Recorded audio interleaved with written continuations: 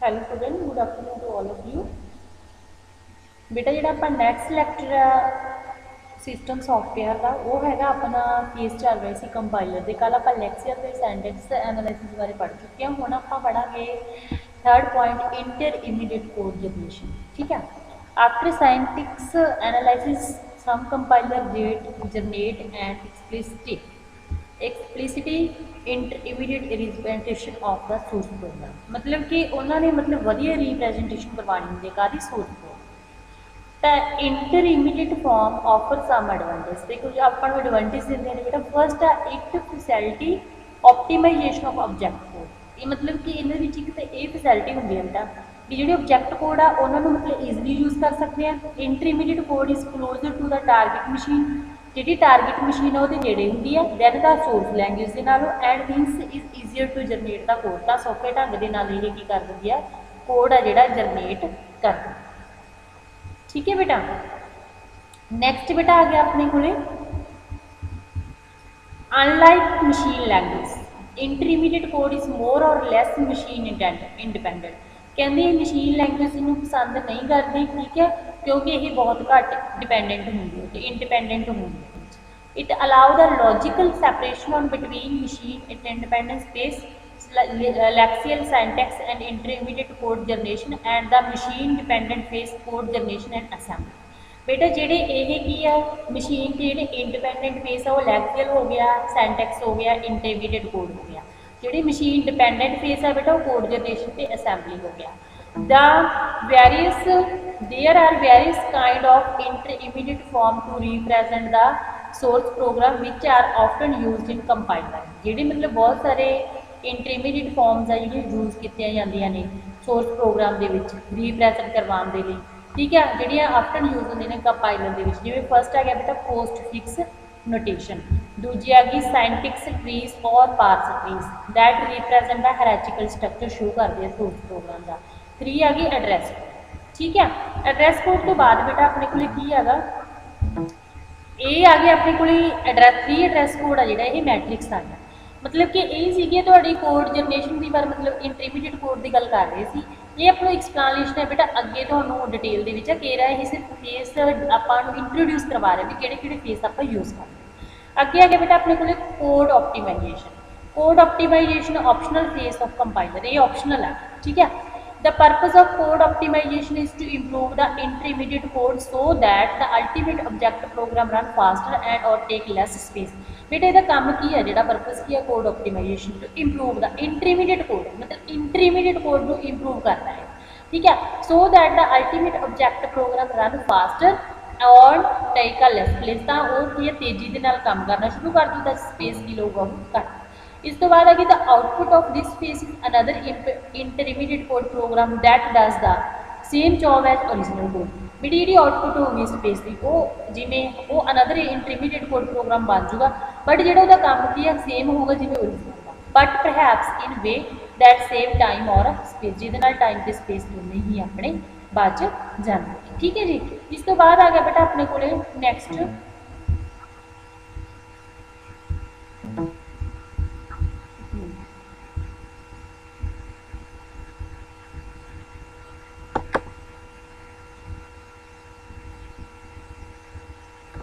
ठीक है। इस तो बाद there are different code optimisation technique that are organised into different category. वो अलग अलग कैटेगरी वंडिया गई ने depending on their functional area और द स्कोप के एरिया के अकॉर्डिंग। ठीक है जी। दीज कैटेगरीज आर जिमें अपने को फर्स्ट जी कैटेगरी आ peephole optimisation. Peephole this type of optimisation is performed late in compilation process. मतलब कि ये लेट यूज़ की गई सी कंपाइलेशन प्रोसैस से। जी peephole optimization explain a few instruction and change them, मतलब कुछ इंस्ट्रक्शन तो ये एक्सप्लेन करती है। ठीक है, उन्होंने चेंज कर दिया। जिन्हें एग्जाम्पल ले लो turning a multiplication of variable X को मल्टीप्लाई करना by 2 into a addition of X to its, अपने आप के जोड़। ठीक है, नैक्सट आ गया local optimization. These optimization operate on a single basic block, एक सिंगल ब्लॉक के उपर की करती है ये काम करती। ठीक है, इस तो बाद है loop optimisation. These optimisation act on a number of basic block which make up a loop. मतलब कि ये एक तो ज़्यादा ब्लॉक्स के ऊपर काम करती है बेटा। Loop optimisation are important because many program spend a large percent of their time inside a loop. तो वो मतलब कि ज़्यादा समा जो स्पेंड होता है, ठीक है। ग्लोबल और intra procedural optimization, this type of optimization act on complete control, सारे control flow graph single procedure के काम करते हैं, ठीक है। इंटर प्रोसीजरल और ये सी बेटा अपने को एक तो इंट्रा एक इंटर प्रोसीजरल जिन्होंने होल प्रोग्राम ऑप्टिमाइजेशन बोलते हैं। These optimisation interaction between procedure को अपने आप के जोड़ते हैं। अगे आ गया बेटा स्टोरेज एलोकेशन, ठीक है। In the storage allocation phase memory allocation operation is perform, तो मैमरी एलोकेट की जाती है, ठीक है। There are different type of storage management technique, static storage allocation ते डायनामिक स्टोरेज एलोकेशन। जी स्टैटिक स्टोरेज एलोकेशन है बेटा, all variable and their storage requirement are known before, ठीक है, and because no forward declaration are allowed. ये forward declaration मतलब जो कोई आप चीज़ नवी ऐड करना चाहिए वो अलाउड नहीं है, ठीक है। Hence the job of the storage allocator is just to find the identifier and allocate the memory according to its type. तो ये सिर्फ एलोकेटर को आइडेंटिफाई किया जाता, ठीक है, तो वो की है उन्होंने मैमरी है जी एलोकेट करता है। This information is found in symbol table, जी सिंबल टेबल के फाउंड की जाती है।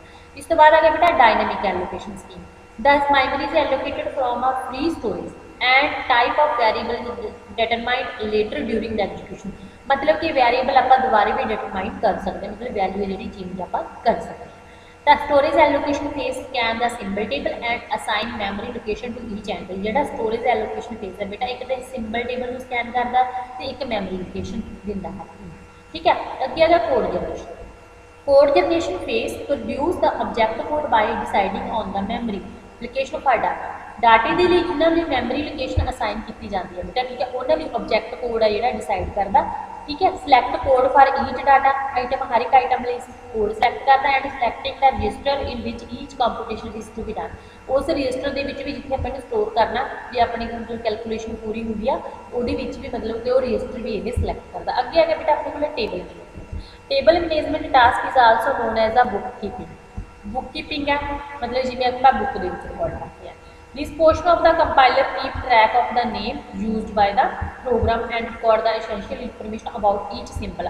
ये की है बेटा अपने को जिन्ने भी आप नेम्स यूज़ कर रहे हैं कंपाइलर के द्वारा यूज़ किए जा रहे हैं प्रोग्राम के उन्होंने रिकॉर्ड रखना, ठीक है, तो हर एक सिंबल का भी रिकॉर्ड ये रखना, ठीक है। नैक्सट अपने को आ गया बेटा data structure use to record this information is called uniform symbol table. जो डाटा स्ट्रक्चर यूज किया जाता है इस रिकॉर्ड इंफॉर्मेशन रिकॉर्ड करने के लिए बेटा वो यूनीफॉर्म सिंबल टेबल कहने हैं। Uniform symbol table is data structure that contain information about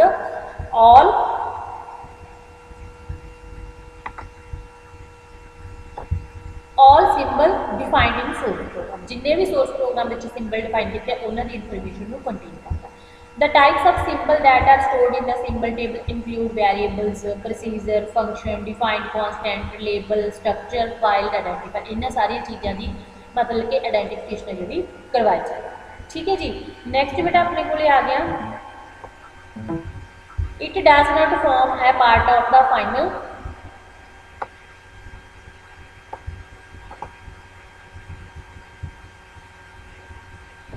ठीक है। it does not form a part of the final code generator but it is used as a reference table by all phase of the compiler।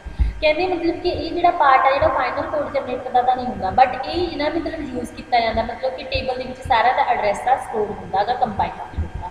There is one uniform symbol for every token in the program. तो जो भी हर एक का symbol है जो जिन्हें भी token आप प्रोग्राम यूज़ करते हैं उन्होंने एक यूनीक सिंबल है जो होल ही होगा, ठीक है। The type information stored in the uniform symbol table include the name of the variable. जी टाइपिकली इंफॉर्मेशन स्टोर की जाती है यूनीफॉर्म सिंबल टेबल वो नेम है जो वेरिएबल का इंक्लूड होगा तो उसकी टाइप की है साइज होगा जोड़ा मतलब कि विद ना प्रोग्राम आप यूज़ कर, ठीक है। नैक्सट अपने को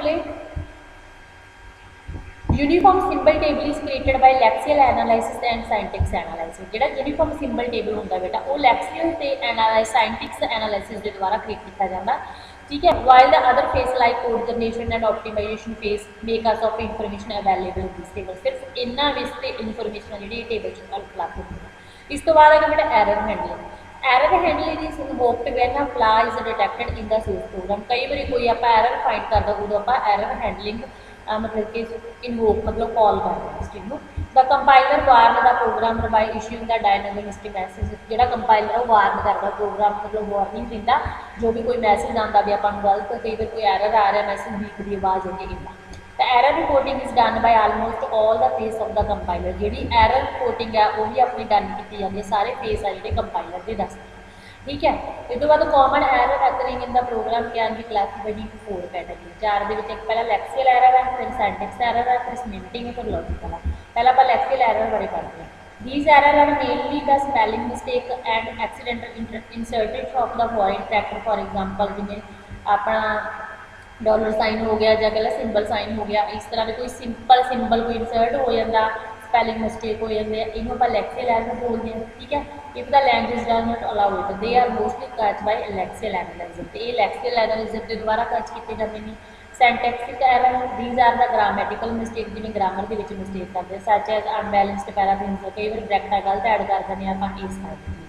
ठीक है सीमेंटिंग एरर के दे invoke error involve error due to undefined variable in capital. कई बार आप कोई वेरिएबल डिफाइन नहीं तो वो आ गया। ठीक है तो इस तो बाद logical error these are the error such as infinite loop जो आप नंबर ऑफ लूप लगा दें तो there is no way to catch the logical error automatically जो ऑटोमेटिकली कैच नहीं होंगे तो हाई वो use of the debugging tool may help the program to identify such तो वो आप डिबगिंग टूल की जी वरतों आप करेंगे।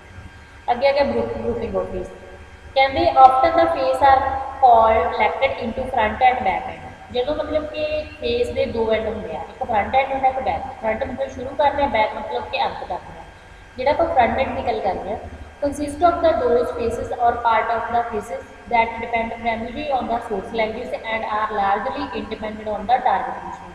मतलब सोर्स पे तो डिपेंड कर रहे हैं बट कि टारगेट पे वो डिपेंड नहीं करते। ठीक है these normally include lexical ਤੇ syntax analysis and the generation of the ਇਹਦੇ ਵਿੱਚ ਮਤਲਬ ਤਿੰਨ ਪਾਰਟ ਆ ਜਾਂਦੇ ਆ। फ्रंट एंड ਦੇ ਵਿੱਚ also include the error handling that goes along with each of these phase क्योंकि error handling भी ਇਹਦੇ ਵਿੱਚ ही cover up ਹੁੰਦੀ। ठीक है अगे back and include those portion of the compiler that depend on the target machine। ਜਿਹੜੇ target ਤੇ डिपेंड ਕਰਦੇ generally these portion do not depend on the source language। वो मतलब कि सोर्स लैंग्वेज से जो डिपेंड नहीं करते ये जिम्मे बैक एंड की है code optimisation and code generation. ठीक है नैक्सट आ गया जिम्मे एग्जाम्पल है बेटा अपने को सॉरी ये टेबल बनाया हुआ 5.1 के टास्क दसिया हुई हैं उन्होंने काम किया। पहला फ्रंट एंड की गल करते हैं की करना find the validity of the source statement. पहला सोर्स स्टेटमेंट जितों आप इनपुट एंटर करना उसकी वैलिडिटी चेक की जाती है। ठीक है ये मतलब कि लैक्सियल एनालिसिस की ही टाइप आ तो आउटपुट की होगी द इंटर इमीडिएट रिप्रेजेंटेशन। ठीक है produce by the front end has two sorry minute आप सारा इकट्ठी बैठी है टास्क की काम ने फ्रंट एंड के find meaning validity of the source statement जी सोर्स स्टेटमेंट वो वैलिडिटी चेक की भी किन्ने के आप एलिमेंट तक नहीं यूज़ करना एनालाइज करना सोर्स स्टेटमेंट लैक्सियल सैंटिक एडजस्टमेंट कला कि टाइप की सोर्स है स्टेटमेंट है कंस्ट्रक्ट करना सूटेबल रिप्रेजेंटेशन है जो भी अपने को सोर्स स्टेटमेंट है एक ही है जी वैलिडिटी है वो लैक्सियल एनालिसिस है जो एनालाइज करते सोर्स में सैंटिक्स एनालिसिस जो आप कंस्ट्रक्ट करते हैं सोर्स स्टेटमेंट का मुख्य इंटरमीडिएट कोड बन सकता है। ठीक है जो ये मतलब कि जिस तरह की रिप्रेजेंटेशन अपन शुरू की जाती है जी इंटरमीडिएट रिप्रेजेंटेशन आप प्रोड्यूस की जाती है by front end has two component uniform symbol table तो इंटरमीडिएट कोड दो तरह की चीज़ें परफॉर्म करती है। बैक एंड के मैमरी एलोकेट की है दूसरा कोड जनरेट किया जाता है। कोड ऑप्टिमाइजेशन कोड जनरेट किए नैसेसरी एरर हैंडल किए जाते हैं uniform table management. Output consist of the relocatable object can ready for the loader load के लिए रेडी होंगे जी आउटपुट मिली है to load and run the program में लोड के रन किया। अगे पास एंड फेज के मतलब फर्क की है the phase describe the logical organisation of the compiler in the implementation activity from more than one phase are often group together भी मतलब कि ये इस फेसिस ये डिस्क्राइब किया जाता भी लॉजिकल ऑर्गेनाइजेशन होगी सारी कंपाइलर की ये लागू किया जाता भी जो भी एक्टिविटी होंगी है एक तो ज़्यादा परफॉर्म होंगी पर वो ग्रुप के several phase of compilation are usually implemented in single pass consist of reading and out input file and writing and output. एक जो कुछ भी फेस इदा के होंगे कंपाइलेशन के बेटा जो आप लागू करते हैं वो सिंगल पास के ही लागू हो जाते सिर्फ वो इनपुट फाइल रीड की जाती है right as we discuss previous the pass is the processing performed by language processor द्वारा आप पढ़ चुके हैं। There are generally single pass two pass आप पढ़े सी ना multi pass model for language processing. आगे compiler we have to stick to multi pass model because of the variety of task इस compiler is accepted to perform. ये बहुत सारे काम आ जोड़े मतलब परफॉर्म किए जाते हैं। Compiler several phase are group together in one pass जोड़े कंपाइलर के कुछ फेस एक पास होंगे are so the activity of these phases interleave during the pass भी ये उदों छड्ड दिंदी है जो ये मतलब कि काम पूरा हो जाता। For example two phase of the analysis can be combined together along with the intermediate code generation phase to make pass ना तो पास मान के थ्रू ये काम करते हैं। ये pass is activity scanning the file pass की है एक्टिविटी है फाइल में स्कैन करना ठीक है। रीड सोर्स और इंटरमीडिएट एंड प्रोड्यूसिंग आउटपुट दिंदा the target code for immediate representation. बेटा देखो जो आप मतलब कि स्कैन करता फाइल वो तो सोर्स या इंटरमीडिएट कोड में रीप्रोड्यूस करवा के आउटपुट चेंज करता है। जो आउटपुट चेंज होता टारगेट कोड बन जाता है या इंटरमीडिएट की रिप्रेजेंटेशन होती है। It is desirable to have the relative few phases since it take time to read and write the intermediate file. तो ये कुछ कहते रीड से राइट किए गए हैं इंटरमीडिएट फाइल्स ठीक है। बाकी बेटा आप ये कंपैरिजन ही पढ़ते हो उन्होंने मेनली तुम कंपैरिजन से पता लग जाएगा।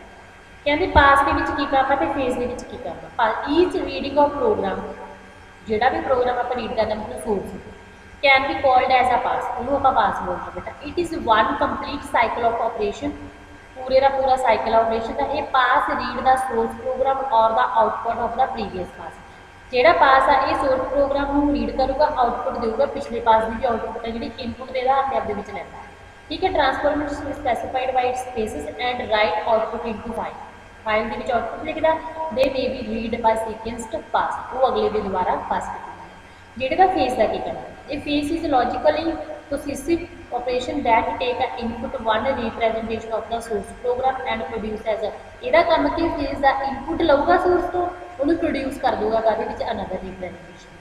Portion of the one or more phases combined into single module that is called pass जो पार्ट एक तो ज़्यादा फेस एक सिंगल मॉड्यूल कवर कर लेना उन्होंने आप बोल दें pass. It is specified part of process के पार्ट दसदा जिस कंपाइलेशन के 7 बचे रहने में लैक्सियल एनालाइजर हो गया कोऑर्डिनेटर एक्सट्रैक्टर ठीक है। It contain phase as a subset ये सबसेट का मतलब कि पार्ट मान के चलते it is smaller part of pass ये पार्ट का एक छोटा हिस्सा है ठीक है। जोड़े बेटा डाटाबेस है यूज किए अपने कंपाइलर के द्वारा वो आप कल नैक्सट लैक्चर के करेंगे। जी